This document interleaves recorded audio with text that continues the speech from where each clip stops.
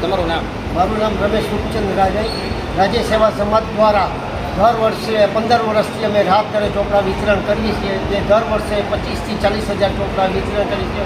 સાથે સ્ટેશનરીમાં ball pen, pencil, board line, sketch line જે રાહત દરે અમે અહીંયા વિતરણ કરીએ છીએ. સવારના 8 વાગ્યાથી જ્યાં સુધી સ્ટોક હશે ત્યાં સુધી વિતરણ ચાલુ રહેશે.